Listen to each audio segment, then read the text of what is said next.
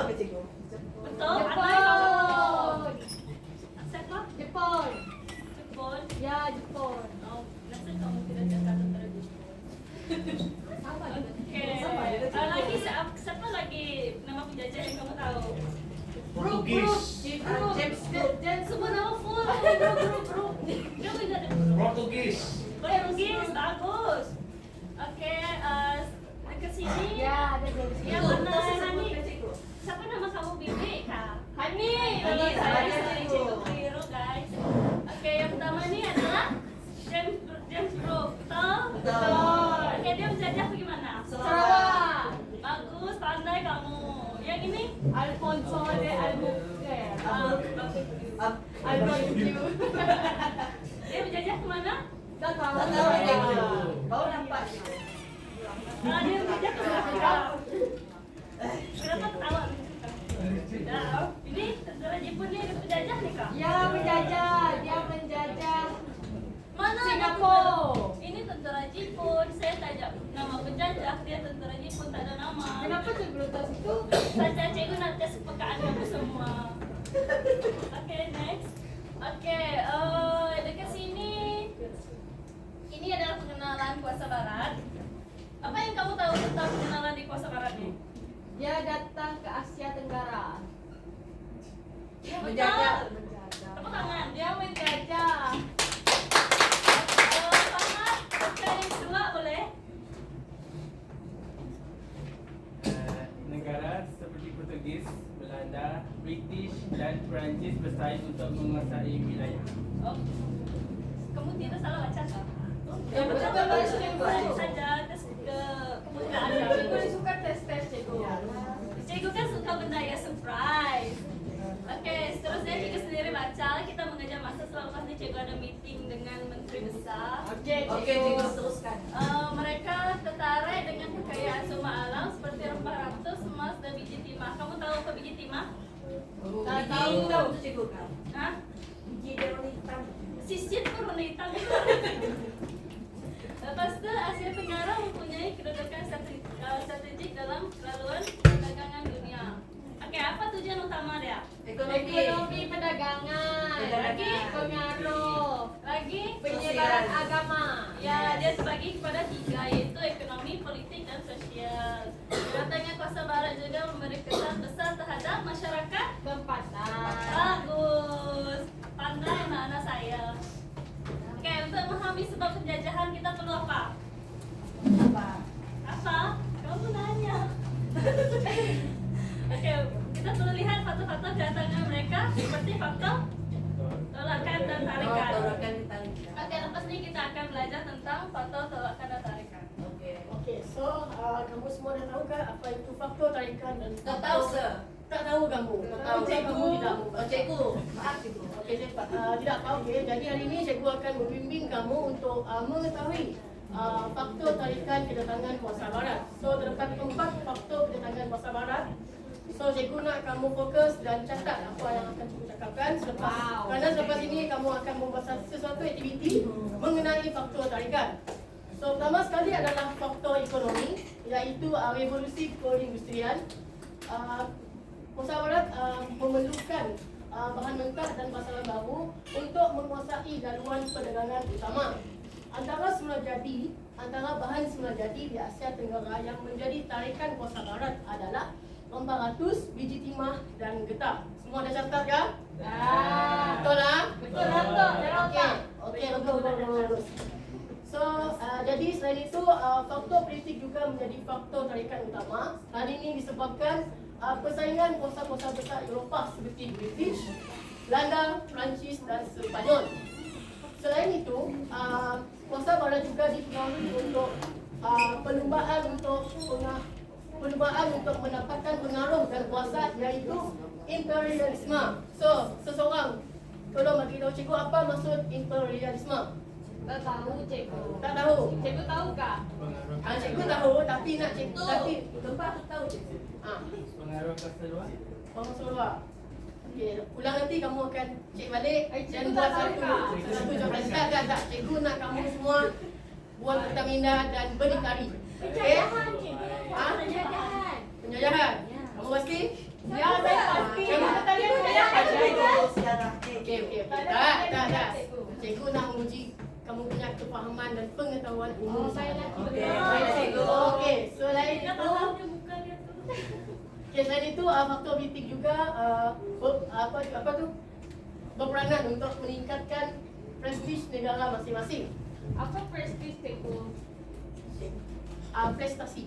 Oh, Prestasi. okey. Jadi buat catatan dia Okey, boleh. supaya dalam kerangan siaran nanti kamu dapat menggunakan apa tu perkataan yang baru. Okey, boleh cikgu. So Ya, bisa bisa baca yang baru. Okey, bagus. Pandai kamu ni. Tepuk tangan. Di samping itu, faktor sosial dan agama turut menjadi faktor tarikan kerana Bangsa Barat ingin menyebarkan agama Kristian sebagai misi suci. Selain itu, mereka juga mempercayai satu kepercayaan iaitu white man burden, iaitu kepercayaan mereka bahawa mereka perlu mentamadunkan penduduk tempatan kerana kuasa Barat menganggap Asia, terutamanya Asia Tenggara, merupakan satu bangsa yang tidak ada tamadun. Contohnya hidup secara berdarah, makan daging mentah, macam itulah. Semua faham tak? Faham. Selain itu, dan ini dibisik dulu ya. Bisik dulu. Dan akhir sekali adalah faktor teknologi. Faktor teknologi. Hal ini disebabkan di negara barat adalah mereka telah membuat satu teknologi yang memudahkan mereka mengangkat barang dan barangan dagangan, iaitu kapal wap. Kerana kapal wap ini akan mempercepatkan mereka punya perjalanan ke sesuatu tempat. Selain itu, faktor teknologi juga memudahkan mereka untuk melakukan penjajahan dan penguasaan wilayah kerana dengan adanya kapal wap, mereka dapat mengangkut segala senjata mereka untuk menguasai semua daerah dengan cepat, cepat dan cekap. So cikgu nak kamu ingat balik dan selepas ni kita akan membuat satu aktiviti dan pastikan kamu buat dengan baik. Baik cikgu. Baik, cikgu. Oke, next faktor tolakan. Faktor tolakan kedatangan Bangsa Barat terbagi kepada 4. Yang pertama, kemerosotan ekonomi di Eropa. Kemerosotan ini berlaku selepas perang Napoleon pada tahun 1803 dan sehingga 1815. Negara-negara Eropa mengalami kemerosotan dan memerlukan pasaran baru serta bahan mentah. Contoh negara-negara Eropa apa? British, Belanda, Portugis, Portugal negara. Oh, Portugal. Portugal. Kan saya sih tahu cikgu. Aina, faham?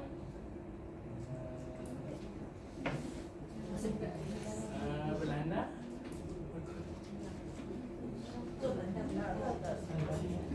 Oke. Yang kedua ialah pertambahan penduduk.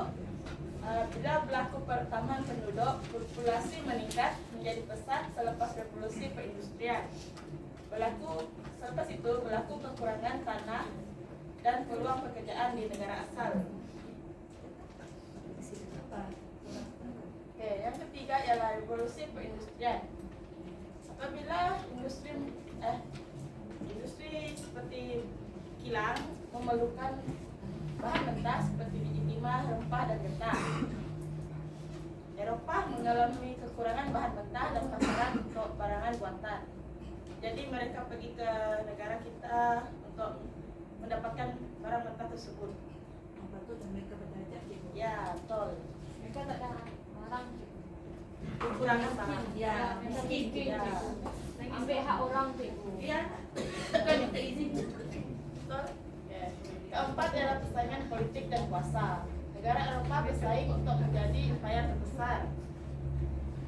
Berlaku perlombaan penjajahan antara kuasa-kuasa barat seperti British, Prancis, dan Belanda.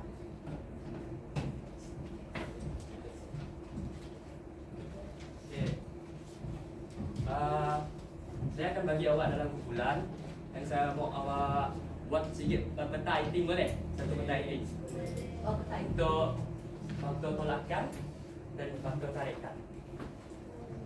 Oh, boleh. Terima kasih, cikgu. Saya akan bagi awak beberapa minit untuk awak buat. Lepas tu saya nak awak bentang, boleh tak? Boleh. InsyaAllah cikgu boleh.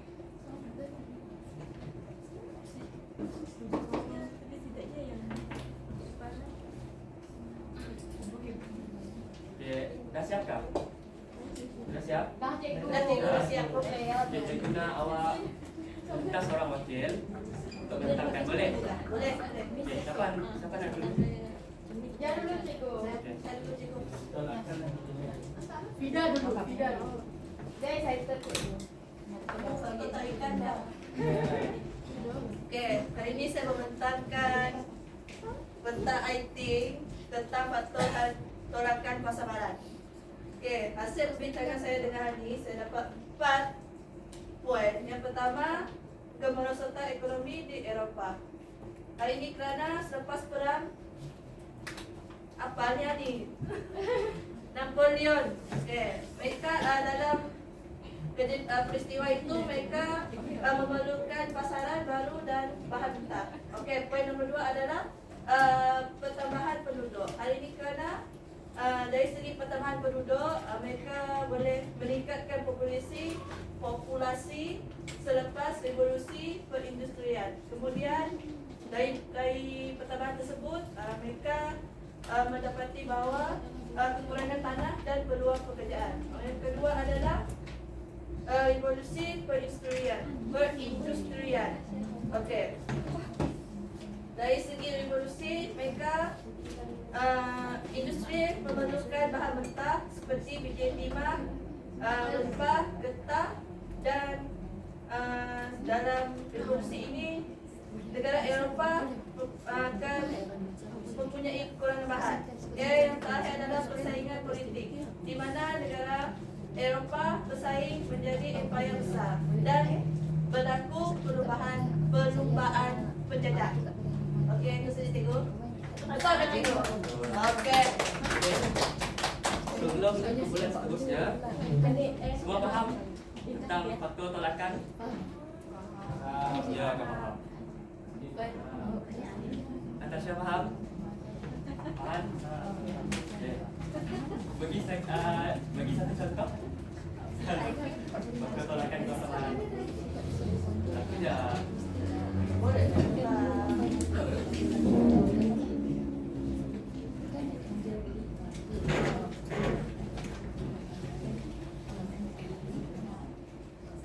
perlumbaan penjajah. Okey. Seterusnya kumpulan Sepakat. okey. Wah, keren. Siapa ada Farhan? Farhan. Saya akan terangkan membentangkan faktor tarikan kuasa barat. Okey. Faktor tarikan terdapat 4. Yang pertama faktor ekonomi, iaitu berlakunya revolusi perindustrian, persaingan perdagangan dan sumber-sumber jadi di Asia Tenggara. Faktor yang kedua adalah faktor politik, iaitu persaingan kuasa besar Eropah, iaitu imperialisme dan meningkatkan prestij negara masing-masing.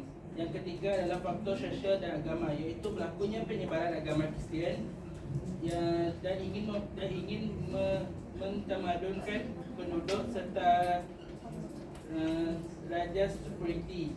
Yang terakhir adalah faktor teknologi, iaitu kemajuan dalam pengangkutan untuk memajukan senjata serta memudahkan penjajahan. Aduh. Betul tak? Betul tak? Betul. Oh, faham. Faham. Ani bagi satu faktor tarikan kuasa barat. Politik cikgu. Politik apa kaitan politik dengan faktor tarikan? Sebab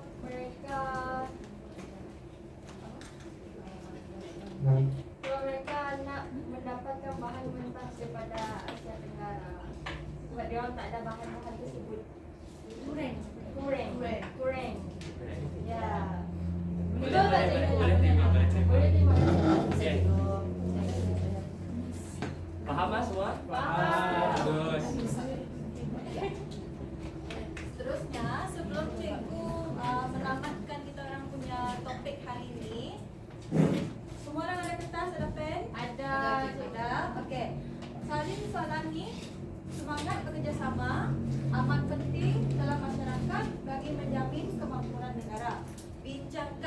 Okey, kalau dia soalan bincangkan, kamu rasa dia adalah soalan dalam bentuk poin, dalam bentuk esei ataupun dalam bentuk satu jawapan pendek?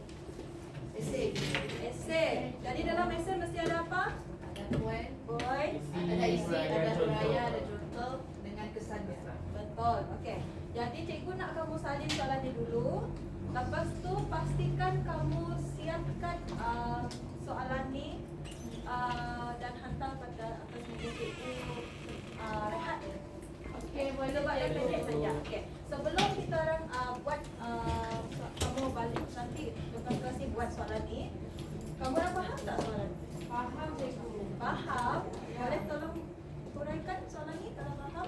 Dia kata semangat bekerjasama amat penting dalam masyarakat bagi menjamin kemakmuran negara. Bincangkan, maksudnya soalan ni nak tahu kenapa semangat bekerjasama dapat menjamin kemakmuran negara. So kita mesti adalah masyarakat, jadi kita mesti cari, kita mesti apa kepentingan daripada semangat bekerjasama kepada negara. Okey, boleh kira sebagai jawapan ya. Okey, secara pendek, kalau kamu orang ingat lagi macam cerita-cerita penjajahan daripada Kota Barat, Kota Asia iaitu Jepun, kamu akan melihat bahawa penduduk-penduduk tempatan yang belum bersedia dan juga belum tidak begitu bekerjasama antara macam bangsa pada ketika itu mengalami masalah besar apabila penjajah didatangkan. Mereka dah bersedia. Contoh, jiran sebelah ni Melayu, jiran sebelah ni Iban. Datang penjajah orang putih. And then bila dia mau berkomunikasi untuk menghalang kedatangan penjajah ni, mereka agak bukan untuk menentang kuasa barat ni, dan apabila dia menjadi dalam satu minoriti, kuasa penjajah ni akan menenggelamkan minoriti ini dan akhirnya menjajah negara tersebut. Okay. Cikgu nak kalau boleh, cikgu nak kamu tulis esei ni at least dalam 3 perenggan. Okay? Satu perenggan, tapi cikgu tak nak macam pendahuluan, isi dan bentuk bukan. Cikgu just nak poin-poin. Boleh? Sebelum kita orang akhirkan kelas hari ini, kita imbas kembali balik aktiviti yang lepas-lepas dan juga slide yang lepas. Okay? Siapakah bangsa barat yang telah datang menjajah negara kita? James Blue, Tentera Jepun. Kamu pasti dah belajar cikgu Julan. Okey, kalau dia bangsa barat, kita orang boleh panggil Belanda, Portugal, British tu bangsa, Perancis tu bangsa barat. Kalau tentera Jepun tu tadi adalah Asia. Dia itu adalah soalan dalam bahasa Inggeris kita kata trick question. Dalam bahasa Melayu bukan. Okey. Apakah contoh faktor tarikan yang kamu paling ingat? Politik. Faktor teknologi. Itu yang menyentak hatimu. Okey, yang lain? Okey, yang lain? Apa lagi faktor yang kamu ingat? Faktor tarikan? Bahan mentah. Kalau faktor tolakkan? Apa yang lekat dalam otakmu bila tengok tolak? Kristian agama apa? Kristian yang kamu revolusi? Ekonomi cikgu. Dia menjajah kuasa dia menjajah negara gitu. Lepas tu dia ambil bahan tu. Dia ambil bahan tu untuk apa? Untuk menambah Perindustrian, pengetingan. Itu sebab mereka dah datang menjajah. Okey. Semua faham untuk topik hari ini? Pasti boleh jawab soalan nanti? Boleh. Hari 2 exam Boleh. Ingat aku. Dapat A tadi. Dapat sikit sekali. Okay. Terima kasih. Terima kasih kelas. Terima kasih.